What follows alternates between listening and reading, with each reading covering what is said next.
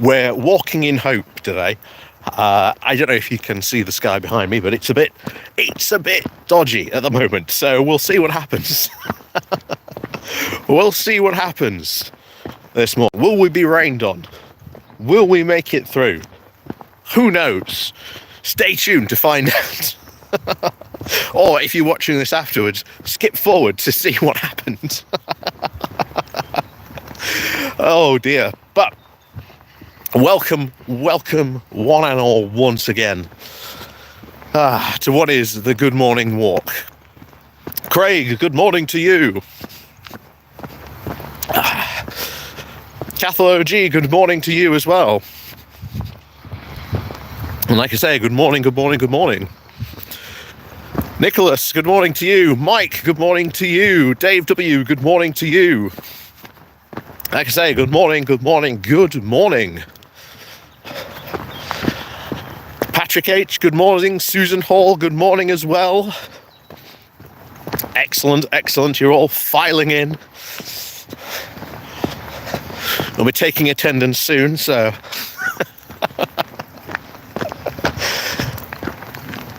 Sit down, click the like button, click the share button, and we'll begin as we talk about the silly season, as it is now really fully upon us. Cavalan, good morning to you. Craig, it really is the silly season, isn't it? First time in 14 years. We're being filled now with what it feels like to be with a sensible government. Yeah. Patrick H, good to know. Alma, good morning to you.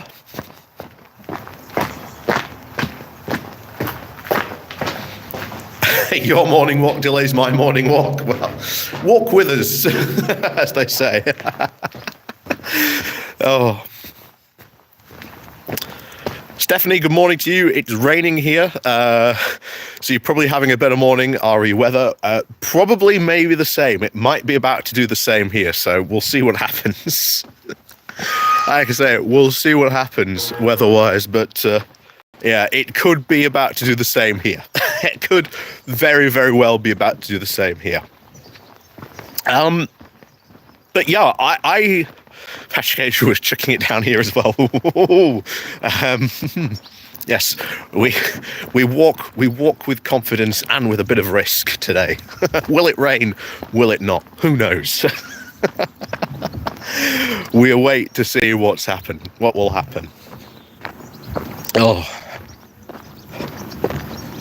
But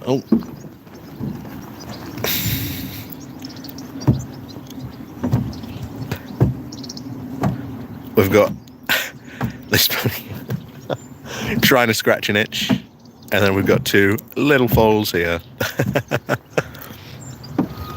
Richard, good morning to you. Tipping it down here, but got things to do, so I'm up and out in a few minutes. Well, at least, you can be up and about for it. Cathal OG, lovely over there in Meath. Excellent. New format. Live chat looks a bit different. Yeah, ponies more relaxing now with Labour in charge. Absolutely. Absolutely. And this is it. I want to get back to what... War Elf, good morning to you. This is what I want to see, what Craig just said. It's the silly season. It really is. We are back to some almost bizarre sense of normalcy. And I think, I can't tell, but I think that's new. That little one there. And I think that one might be new as well. So yeah, interesting new arrivals, as they say, in the fields today. two for one. Oh. So, yeah, we're back. Silly season time. My word. What a time to have just a normal sense of Well, nothingness. Nothing is sort of going on. Nothing is happening. There's no scandals. There's, nothing is happening almost, in a way. Which, considering all the action that we've had for the past couple of years, and normally, I think back to like the past summer months, and yet there's always been some scandal, something going on, in the world of politics.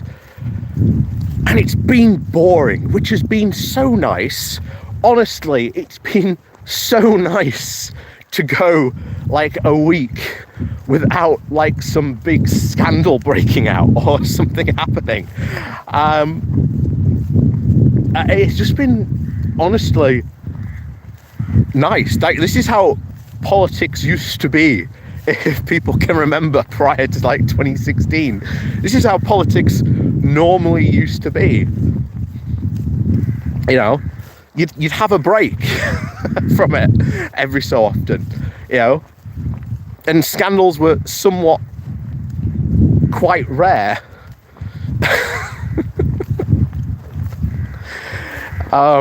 It was incredibly good. It was incredibly good, to be honest, just to think, oh, what am I going to talk about today? And I'm like, actually, the fact that nothing is majorly political going on is actually quite nice. feels good for once in a while to talk about nothing. No, Cavalan, what? No scandals? What must they be doing? Oh, Blue Badger, good morning to you as well. Patrick H, having a sensible government is actually quite boring. It's great. I know. Who knew the wonders of having a sensible government and what they would be? Who could have guessed? Who could have guessed? But it is nice to have at least, a boring bit of, government for once in a while. And in a couple of weeks, where Parliament gets back into action in September, honestly, it looks like Labour once again is going to be hitting the ground running.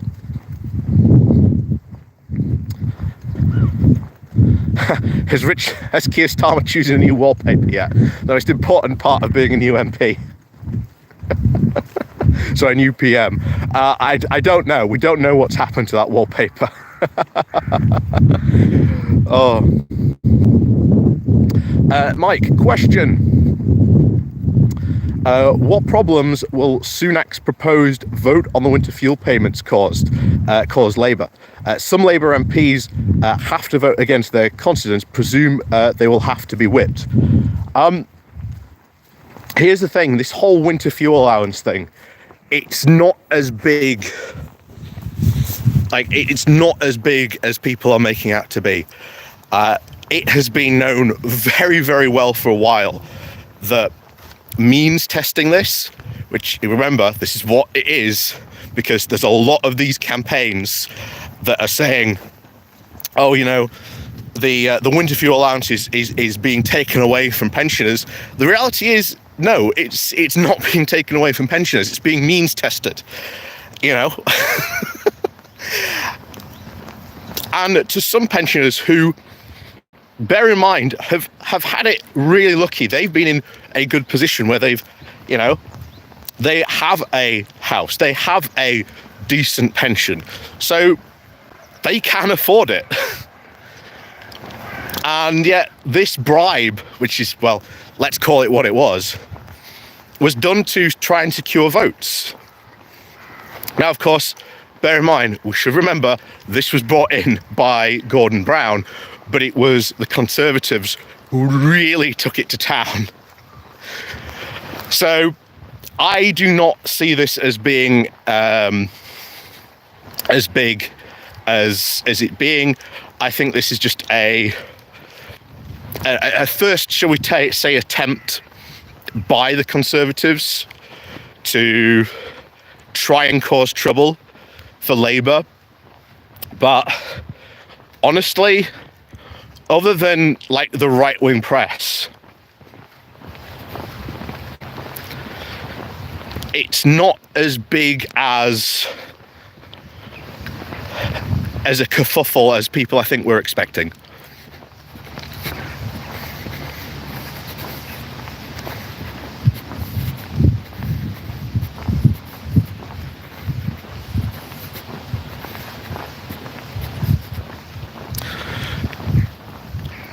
So and trust me, the right-wing press are going to have, they are going to be talking about this.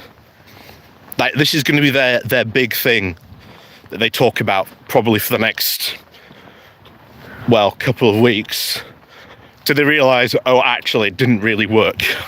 Because, as we know, the OAP vote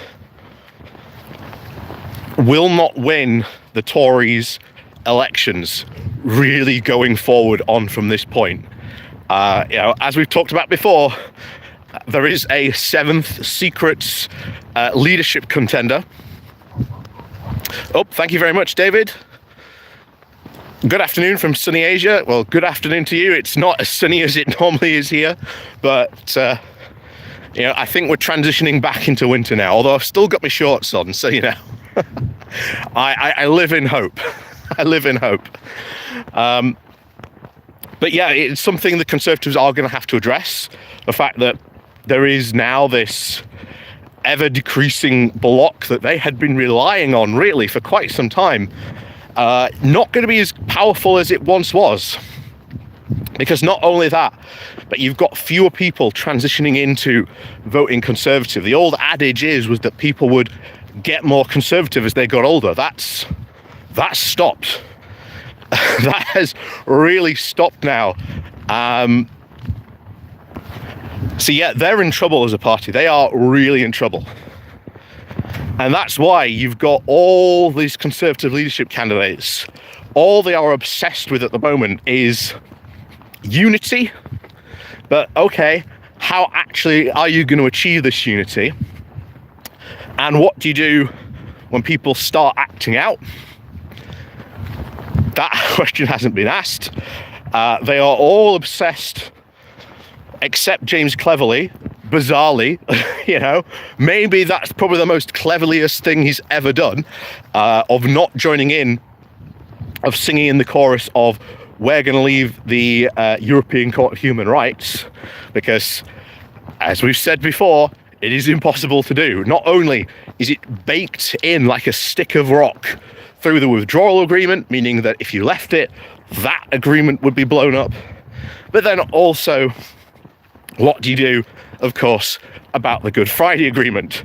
If not one of the most key critical points to that agreement was the European Court of Human Rights being the independent adjudicator. Should any cases or stuff be pop up during this.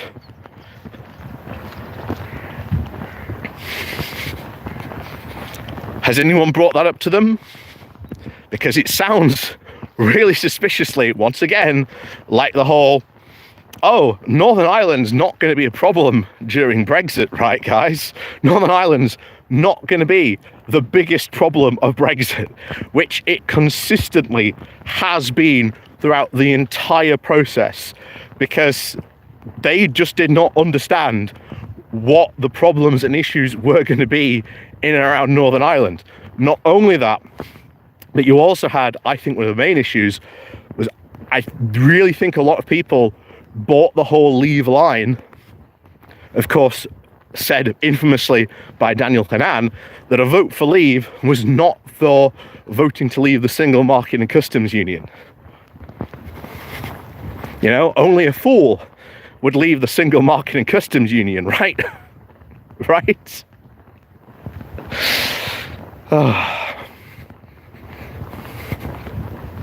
Exactly, Patrick. It really would be aligning with two countries we don't want to really align with on that. Belarus and Russia. We really don't want to be joining that club. Absolutely not. Yeah, of course, Craig, yeah, and David Frost is that fool. Exactly. Exactly.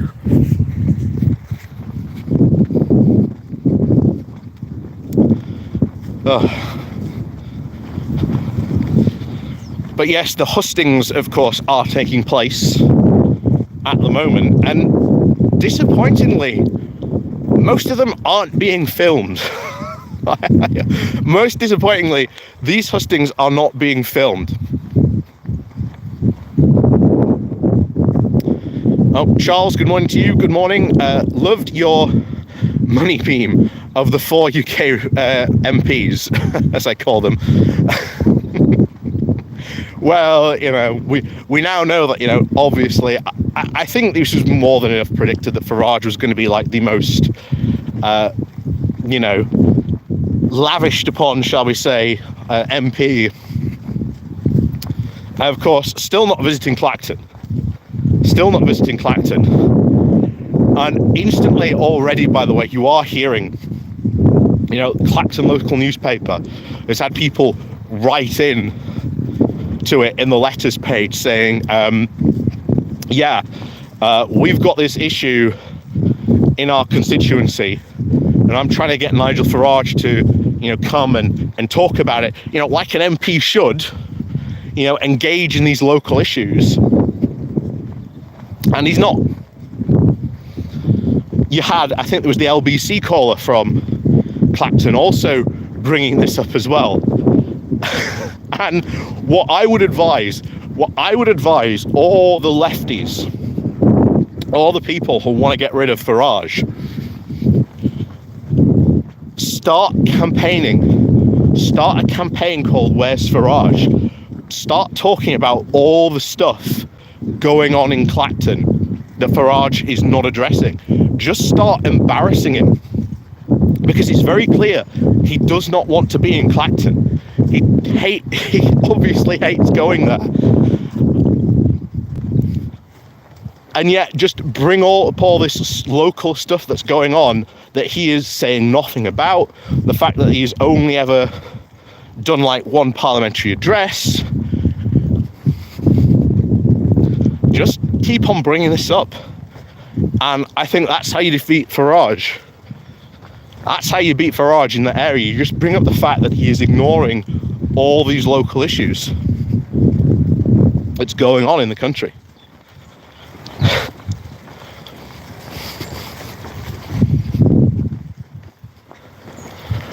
That's all you have to do.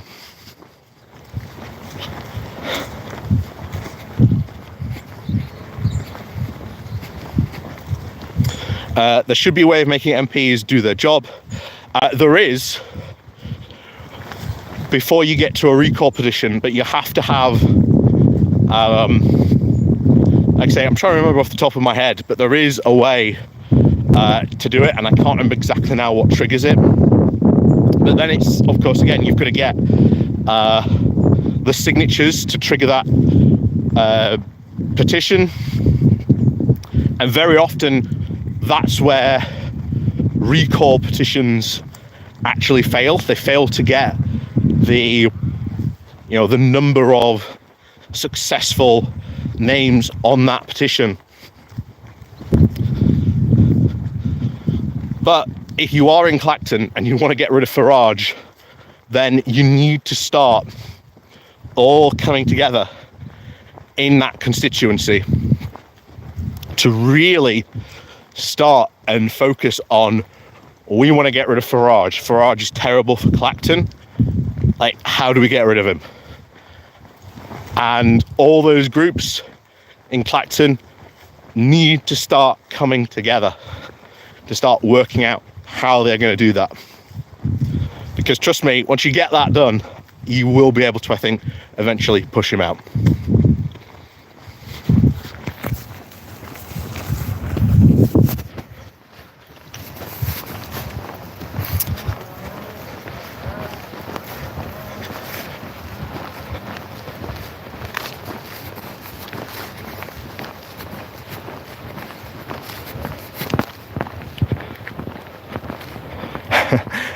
Looks like it preferred the landscape. Well, the problem was my phone kept on changing. That is true. If you like the other format, I will go back to it, but I can't do it midstream. For some reason, YouTube forbids me from changing orientation unless my phone does it. It doesn't care, and then I can't do anything about it, which is, trust me, frustrating.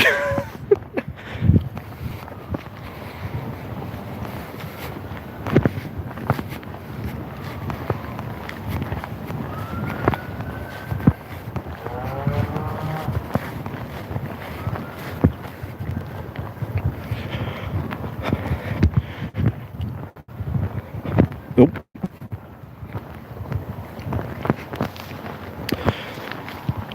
But I will not be surprised now if there is a movement, because it has not taken long for the people of Clacton. It really has not taken too long for the people of Clacton to start sounding off about the fact that, you know, Farage isn't doing anything for them. You know, he's not fulfilling his obligations as an MP. Which, again, should we be surprised? Of course not. That's what these people were warned about. And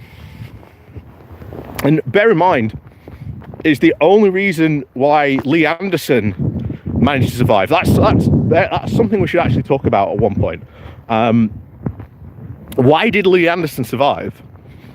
Where there was all this polling evidence to say that he was really hated and that they despised him.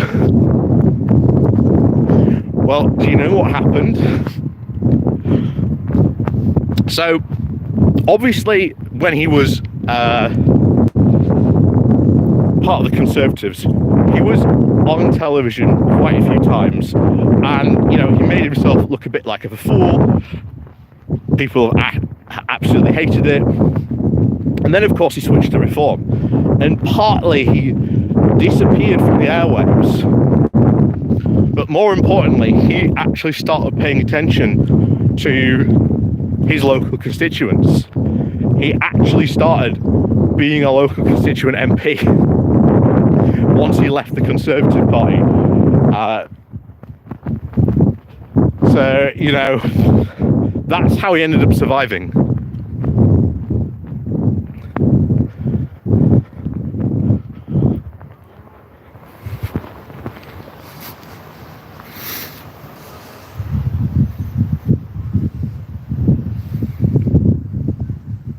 A lot of MPs couldn't pass the civil service entry test. Oh, that's true. That's true. That is very true. Time to get Count Binface down there in Clacton. Yeah.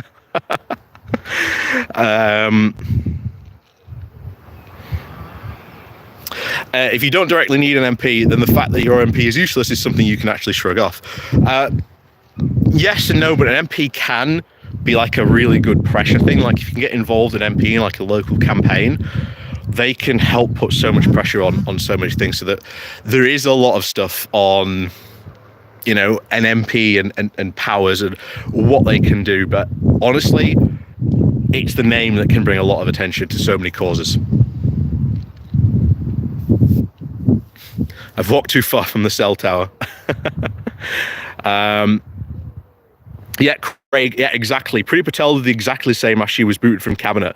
She survived because she actually did a solid job as a constituency MP, even though she even helped some of her neighbours. I know, shocking. Yvonne, good morning to you. Good morning to everyone else, by the way, joining us. Hello, hello. Good morning, good morning. If I've missed you saying good morning in chat.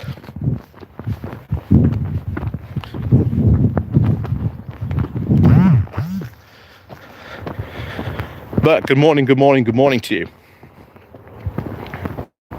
But it goes to show you, by the way, it goes to show you how important, like, an MP being seen doing their job in their local constituency actually can be.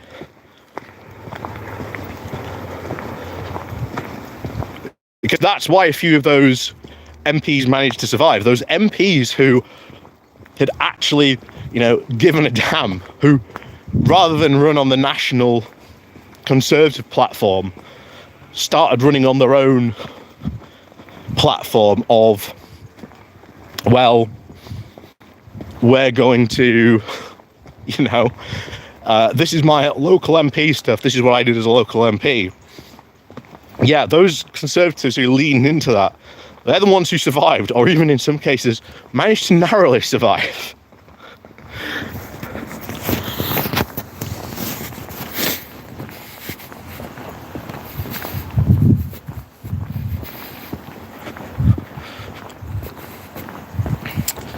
David, good morning to you. Like I said, good morning to everyone else joining us.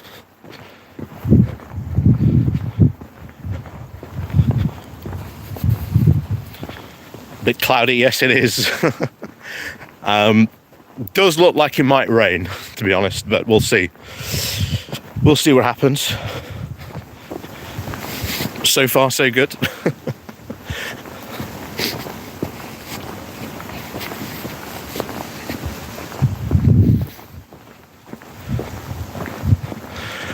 Patrick H., our local Tory MP, is not an extremist. He's survived because he's actually a good MP and gets a big personal vote. Exactly.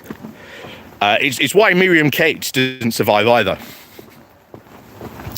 She was seen as like a bit of an extremist. Even her own, we talked about this during the campaign, but her own local Conservative association completely abandoned her during the campaign.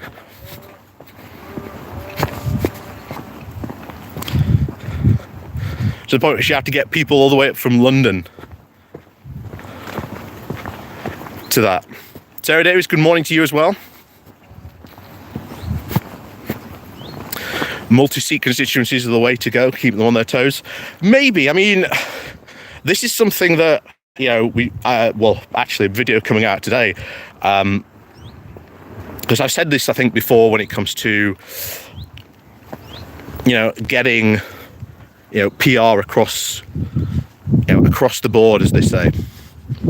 You need to have a strong group in the Conservative Party. Gary Arnold, good morning to you. You need to have like a strong group in the Conservative Party that also wants PR. And even though the Conservatives very recently, and bear in mind, a lot of their arguments are, shall we say, more cope arguments about their recent loss. A lot of them don't really realise that they're making the argument to want to change our voting system, to switch over to PR.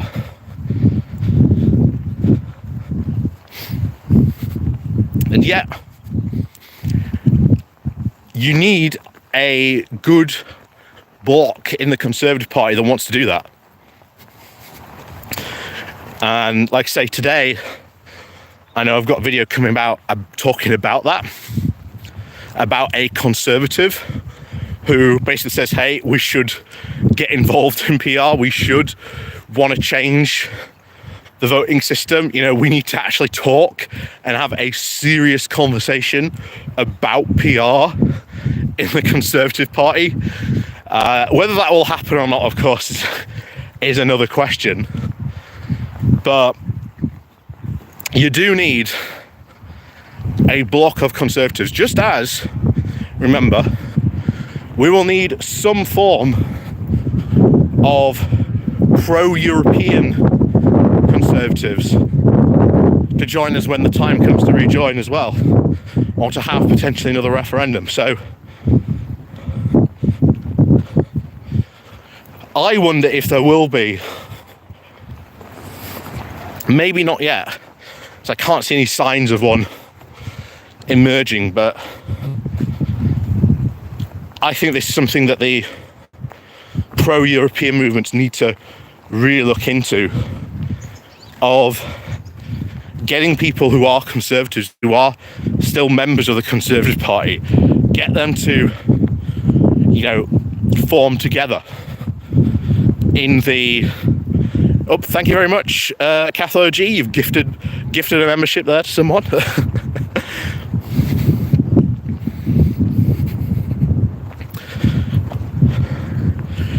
So we'll see what happens there, but it's these types of things where you need movement in all the different,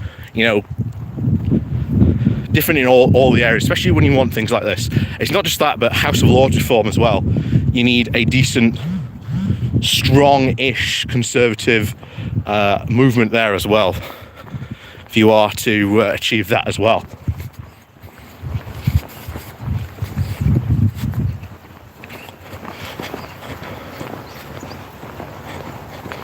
Now let's see if we can still get through here. If not, we'll see where we go. We'll see what we do. We will see what we do. Can we still get through here? That is the question. Yes, we can.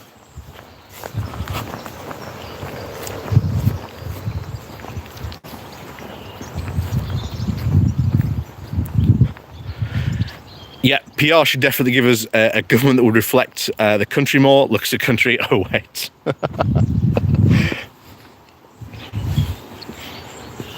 Ooh.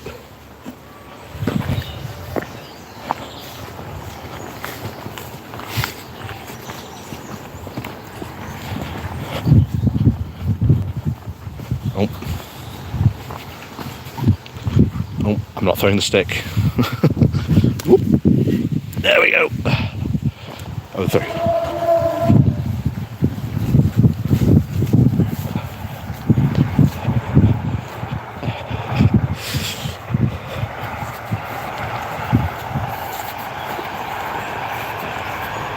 Just in here.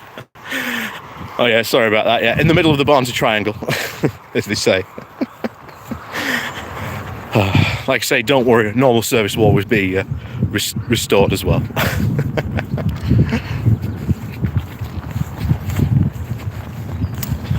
Oh, but the other thing worth talking about. Oh, welcome back to the Pony Club as well, Cathode G. Welcome on back. One of the things that is worth talking about is the Democrats. I think it is so obvious, so obvious now that Kamala Harris is going to win this. I really think she's going to win this. I think you can see the momentum. Honestly, you can see the momentum coming from her, which is again, we've talked before about all the disasters that Trump would probably cause if he got in again. Of course, Russia, Ukraine, Gaza, etc. There's a ton of stuff and disasters he would cause on that. But at least for the time being, it's definitely looking like he's not going to get in, to the point where he's even had JFK Jr. If you saw the news last night, he is now, well, it's a bit difficult to make out because he either dropped out of the race completely to endorse Trump, or he's dropped out of the race but not completely and left himself in a couple of states where he thinks him being on the ballot might pull votes away from Kamala Harris. I can't work out exactly what he's done, but we'll see what happens. That'll probably become clear in the next couple of days or so.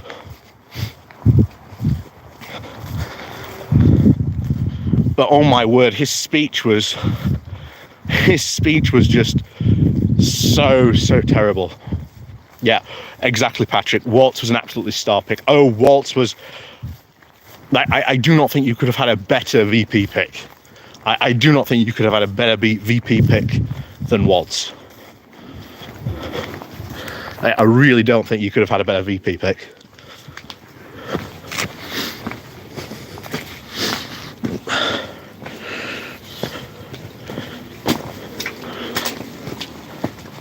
Oh, nettled myself.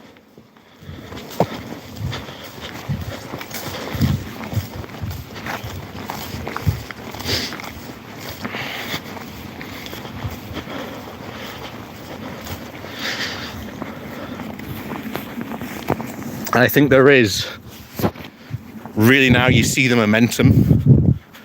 You really see that momentum on there. But my word, JFK Jr.'s concession speech, my word.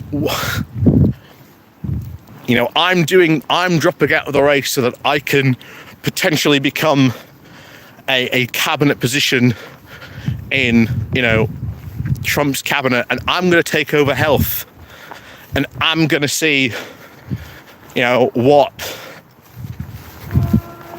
going to be the one that solves the chronic pain epidemic. And you're like, what? Chronic pain epidemic? What?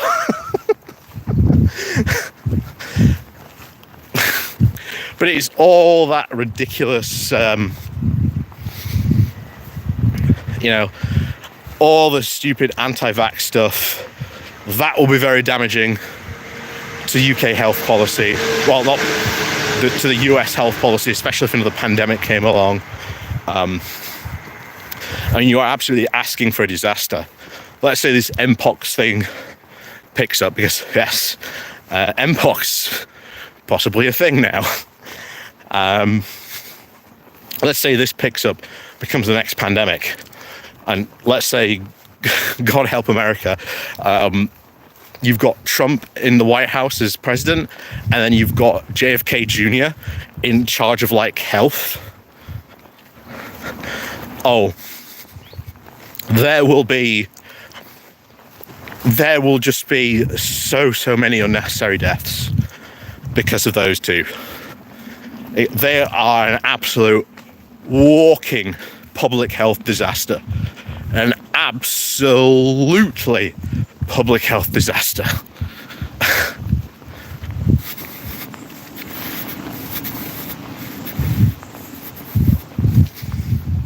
It would be absolutely terrible. Oh, sorry, it's RFK, not JFK.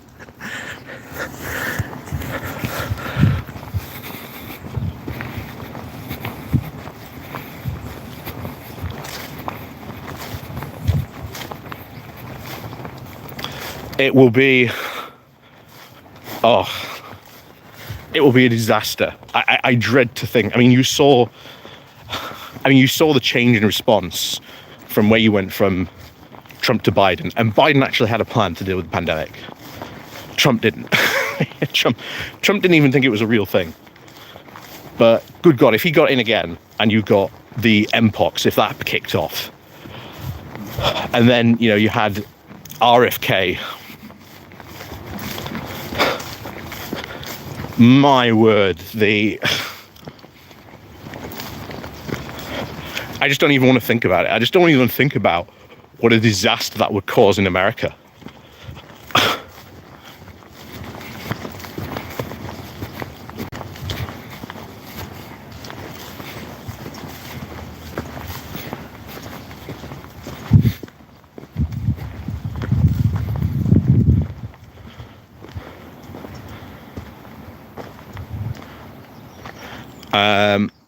Texas would completely steal it, but that's a very big risk. Pennsylvania is always one of, like, the crucial states. Always one of the crucial states when it comes to the American election. Texas turning blue, maybe it won't happen this year, but I think there's a good chance of it going purple, where it's like, you know, 50-50. I think it's going to be, could be again 50-50 on there. What you really need, of course, is you need another. If you really want to see not only a Trump meltdown but an entire Republican meltdown, we need another Georgia to happen. And of course, if you remember in 2020, no one expected at the time Georgia to go blue. Most of us, including myself, you know, I was looking at Texas, maybe Arizona, as that was, once again, the rumors to go around that might be turning blue. And then, of course, out of nowhere, Georgia goes to Biden. Something, I think, like that, if that happens again to, like, what would be or at least what's described as a traditional red state, going blue,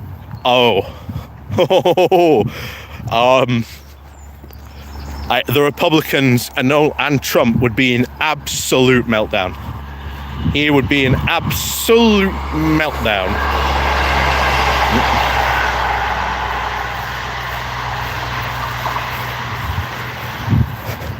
But there again, he's already in meltdown already after the DNC. And he's going to be like that for the rest of the campaign. And I cannot wait. I cannot wait for a debate to happen between him and Kamala, but also between Waltz and Vance. Screw it, Harris. We're just going to call her Harris from now on. You know,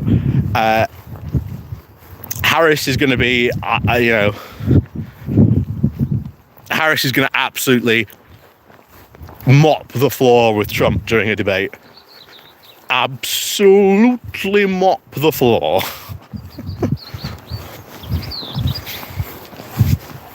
And then, of course, my dream one, like I say, my dream one would be Waltz versus Vance. Oh, I'm staying up for that one. I'm staying up for that one.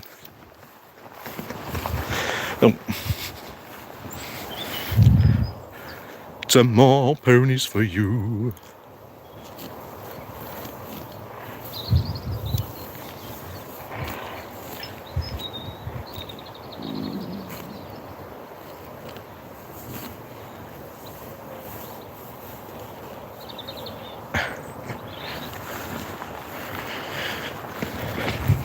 But yeah, that's my dream debate to watch, or at least the debate I'm watching out for in the next couple of months, because it's not that far away.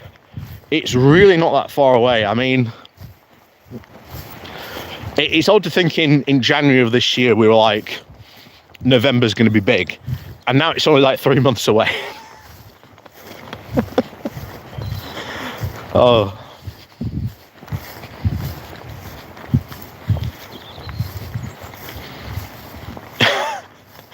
Waltz would do to Vance what Vance would do in TDFS. For those of you who don't know, TDFS is a furniture shop brand here in the UK. Sells a lot of sofas. Oh me, oh my.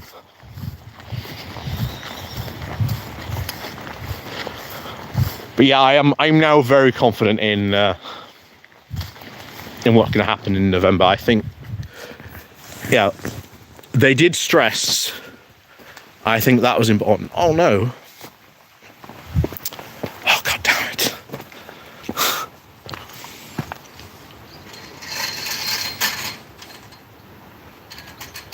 I can. Oh.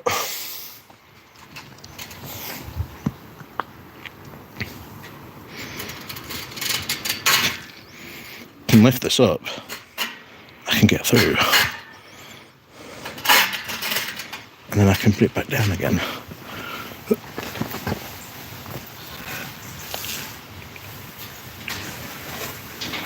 There we go. There we go. There we go. Put it back down there again. Oh.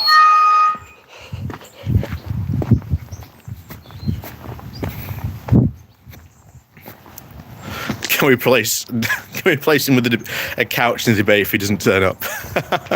Probably so. Probably so. Billy, they picked Waltz. They picked on Waltz's son for showing emotion. I couldn't believe they went that low. I mean, bear in mind, US presidential elections can get pretty mudslingy. Like, they can get pretty mudslingy, that's for certain. But to go that low after his son, yeah, and he's got learning difficulties as well. So I just think it was really low. I think it was really low of them to do that. And I don't think them doing that has won them any points. I think it's actually got them a lot of condemnation for those that have gone after them.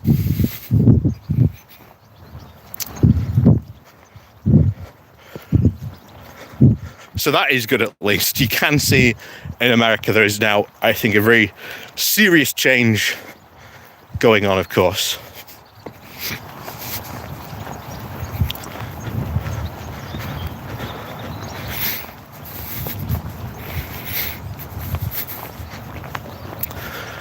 Yeah, exactly. Waterson has gone viral now as a wonderful version of Love and Respect. Yeah, exactly.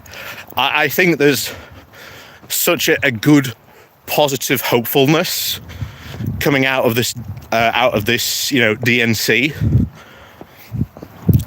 I think it's going to be hard for Trump to beat because he's got nothing else really to run on.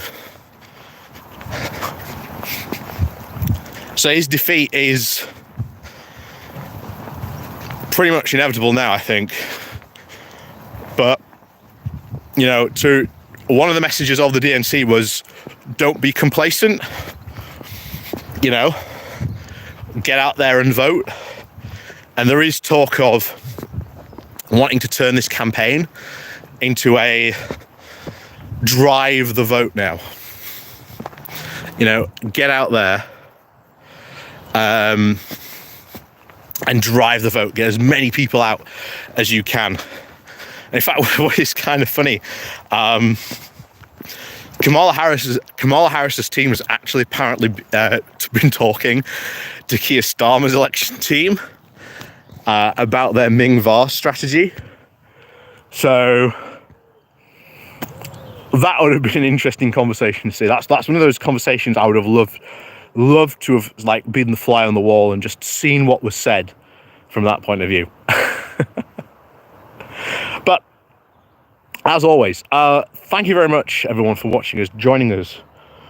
We managed to make it. We are dry. It hasn't rained, thankfully. But of course, as always, please do remember to click on the like and share button on the way out. Remember to leave a comment down below as well once we're done. That helps with all the algorithmical stuff. If you want to help support the channel a different way, there are links down below. Patreon page, buy me coffee link where you can buy me coffee, YouTube thank you button, and of course you can join the Pony Club as well. So have an absolutely fantastic, great bank holiday weekend, because it is a bank holiday weekend, guys. So go out, enjoy yourselves. If you can't, if you can't be safe, at least be sensible. And of course, we'll see you next time, of course, on the Good Morning Walk.